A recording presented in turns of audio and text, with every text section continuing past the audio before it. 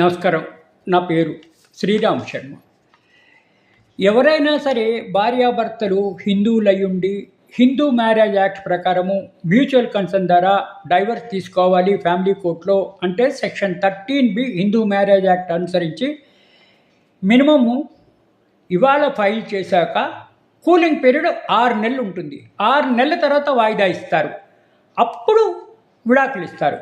అంటే దాని అర్థం ఏంటి? ఈ 6 నెలల్లో వాళ్ళ మనసులు మారే అవకాశాలు ఉన్నాయి. ఈ విడాకులు తీసుకోకుండా మళ్ళీ కలిసి ఉండే ఉద్దేశం ఉండొచ్చు అని కూలింగ్ పీరియడ్ పెడతారు.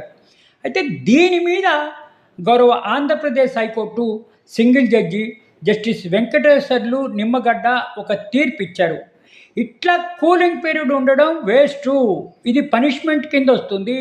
ఇద్దరూ కలిసి డిసైడ్ చేసి విడిపోవాలనుకుంటున్నప్పుడు విడాకులు తీసుకున్నప్పుడు కూలింగ్ పీరియడ్ ఎందుకు? 6 నెలలు వేవ్ చేయడమే.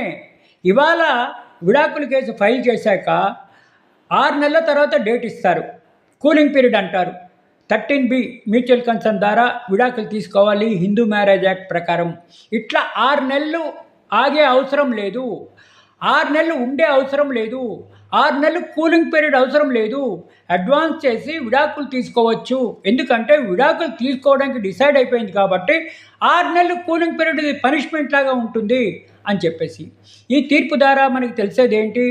మ్యూచువల్ కన్సర్న్ ద్వారా హిందూ మ్యారేజ్ యాక్ట్ ప్రకారం సెక్షన్ 13B గురించి విడాకులు తీసుకునేటప్పుడు 6 నెలలు కూలింగ్ పీరియడ్ అవసరం లేదు. కేసు వెంటనే విడాకులు తీసుకోవచ్చు 6 నెలలు పీరియడ్ వేవ్ చేసి అని గౌరవ ఆంధ్రప్రదేశ్ హైకోర్టు ఇచ్చిన తీర్పు వల్ల మనకి తెలుస్తోంది.